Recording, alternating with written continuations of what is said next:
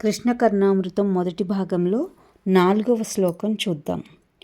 బర్హోత్తంస విలాస కుంతలభరం మాధుర్యమజ్ఞాననం ప్రోన్మీలన్నవయవ్వనం ప్రవిలసద్వేణు ప్రణాదామృతం ఆపీనస్థనకుట్మలాభిరభితో గోపీభిరారాధితం జ్యోతిశ్చేతసి నచ్చకాస్తు జగతామేకాభిరామాద్భుతం.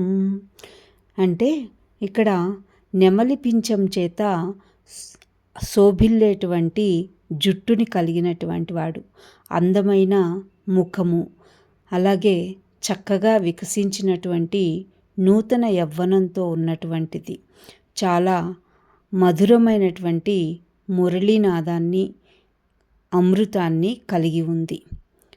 కొందరి పెద్దవైనటువంటి మొగ్గల వంటి స్తన్యములు కలిగిన గోపికలతో అన్ని వైపుల నుంచి సేవించబడుతుంది. లోకాలలో సాటిలేని సౌందర్యంతో ఆశ్చర్యాన్ని కలుపుతూ ఉంది అయినటువంటి ఒక చిన్మయ జ్యోతి నా హృదయంలో శాశ్వతంగా ప్రకాశించుగాక. అంటే ఇక్కడ బిల్వమంగళుడు శ్రీకృష్ణుని ముందే దర్శించినట్లు, ఆ దర్శించిన సమయంలో గోపికలు అతని చుట్టూ ఉన్నట్టు, ఆ సమయంలో అతను వేణుగానం చేస్తున్నట్లు దర్శించాడు. ఇదే ఈ శ్లోకానికి అర్థం.